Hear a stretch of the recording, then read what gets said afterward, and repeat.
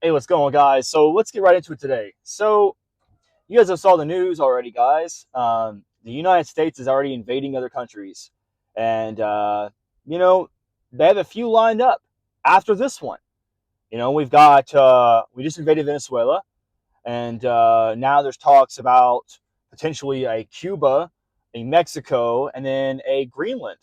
And I want to get on here and talk to you guys real quick about all this because, really, guys, look, at the end of the day, the United States empire, with it, invading all these countries, the reason why the United States is invading other countries, well, it's a no-brainer, guys. It's for resources, guys. It's resources, it's geopolitics, and it's control. That's it. Venezuela has one of the largest stockpiles of oil, more than Saudi Arabia, guys. This is crazy. So, and I mean, it makes sense that you know, I guess America is a corporate empire, right? It's a conglomeration of a bunch of corporations that uses the U.S. military to pretty much invade countries, topple governments, and seize assets. In this case, oil in Venezuela, right? So the United States has taken the leader of Venezuela, and now they're going to seize all the assets and run the country, right? Well, you know, it's crazy because China was actually going in there, getting ready to do a deal with Venezuela, and this happened. So it's a lot of under the table things going on right now, guys, with the government of Venezuela, with the United States government as well, and with governments around the world. I mean, we are playing in a multipolar world now. United States versus China versus Russia. And, do you guys think this invasion of Venezuela is going to bit, you and me? Probably not. Uh, because really all I see now is that the United States is probably going to work up some sort of bailout package or some sort of government stimulus to help the people of Venezuela, which, I mean, you could argue that that's a good thing or bad thing, but really it's not our responsibilities, guys. It's not our responsibility to take care of other countries, um, unless they're our own people. And in this case, they're not. So I don't really think that we should be intervening in Venezuela's government.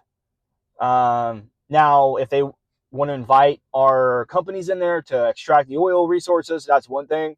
As long as they get a cut, hey, whatever deal they can strike, whatever. But it's obviously going to be a one-sided deal because we've already taken the leader, and all of our forces are mounting across the Caribbean, and so this is a bigger picture thing. This is a bigger picture for all of us, though, guys. Look, the United States is an empire. And what it's doing is it's stretching and flexing its muscles. And by that, I mean it sees oil. Now it's looking for Greenland. Greenland is a geopolitical, I guess you would say, launch point for the Northern Arctic to fight and deter Russia and China through the sea routes. It's all the ice up there is melting, and so you have sea routes starting to open up, and these are going to be perfect for ships navigating through the waters, and for international trade and business to be conducted, also for military purposes, guys. It allows us to get to Russia super quick, allows us to get to Europe super quick. So, plus Greenland has a lot of rare earth minerals. Greenland has a lot of rare earth minerals. And so does Canada. Canada has some minerals as well. That's why you're hearing the United States flex its muscles and they're wanting to take these lands.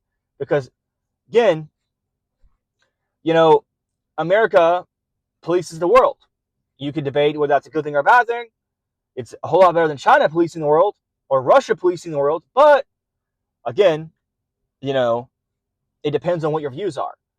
Now, the long-term picture, the long-term play, I think the United States will not only stop at Venezuela. I think they're going to take Greenland, whether it's going to be like through, buying out the politicians and, just allowing the politicians to just kind of like, all right, submit to the United States power. I don't think we're going to send an army there to Greenland. Same with Canada. I think Canada is going to end up getting annexed, I think, into the United States. But imagine what that's going to do to our country. Um, and then I think Mexico. See, I don't think Mexico is going to be uh, part of the United States, because I think Mexico will be the next China, and by that I mean we'll keep Mexico at bay.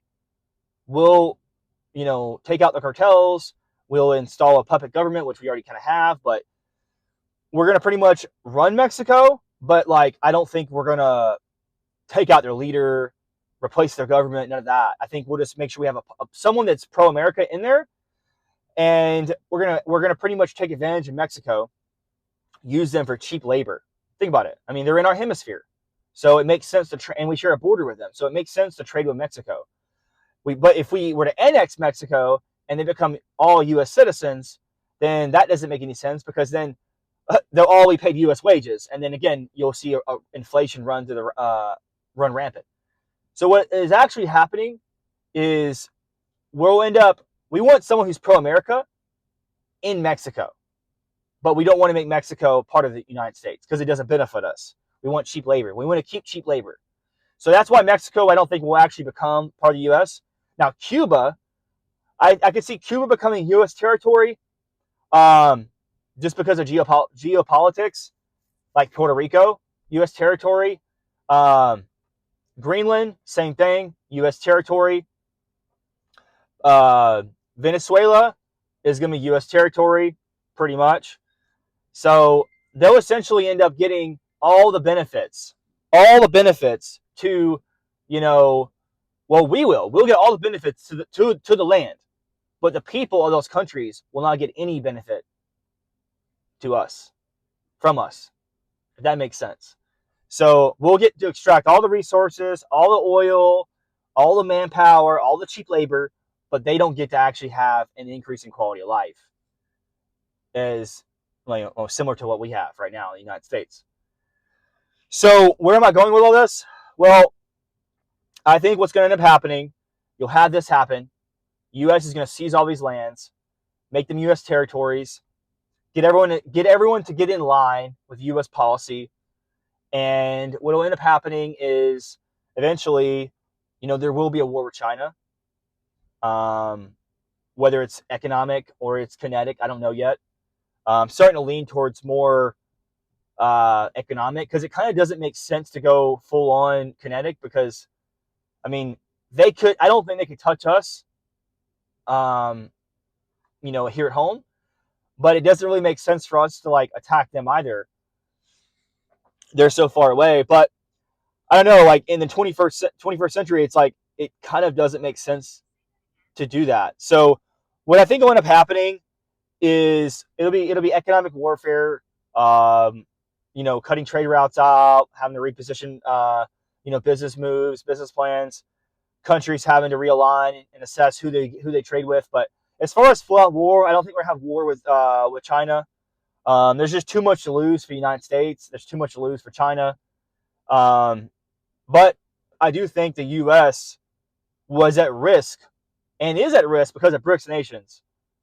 They were starting to align with Venezuela, because everyone started to find out Venezuela was sitting on a gold mine of oil.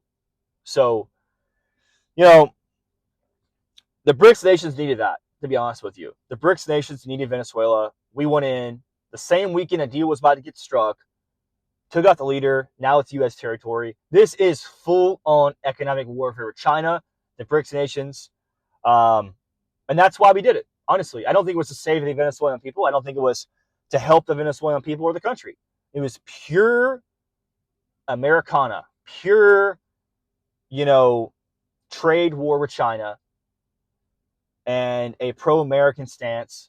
Do what's right for the American economy. Do what's right for the American empire. That's what all this was, guys. This was the American empire striking. That's what this was, because apparently Venezuela was getting ready to cut back and we're starting to trade outside the U.S. dollar with all their oil to China. So that obviously is not good, because guess what? America has the world reserve currency. And what does that mean? If you have the world reserve currency, everyone must trade all the oil in dollars. And so they were getting ready to get out outside that system. We can't have that. American empire said, nope, no, you don't. We went in and snatched the leader. So, I don't know, guys. I don't think this is going to make inflation go away, obviously. This is probably going to end up leading to more inflation because it'll be more intervention because the government's still there. I mean, yeah, the leader's gone, but they still have other people there, guys, that are running the country. We're not running the country just yet. So it's going to be more intervention, more strikes probably. We have to soften the landing for our corporations to move. Our corporations can't go in right now. The corporations have to actually end up going in once everyone's taken out. And that's what you have to realize. So this isn't over with Venezuela, and it's probably going to start with Cuba. It's probably going to start with Greenland, and we probably like go into Mexico as well. We have to have pro-American people in our hemisphere. You understand that? It's all geopolitics. We need to stop worrying about the Middle East, stop worrying about Asia, and worry about the countries next door to us. I don't know why this wasn't done long, like way, way back in the 70s or the 80s. I don't know why none of this was done. I don't know if they just, U.S.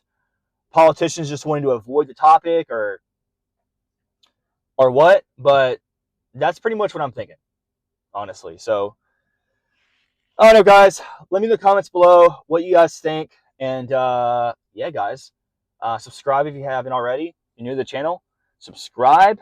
And I bring videos like this to you guys every single day. So I will talk to y'all in a bit, okay?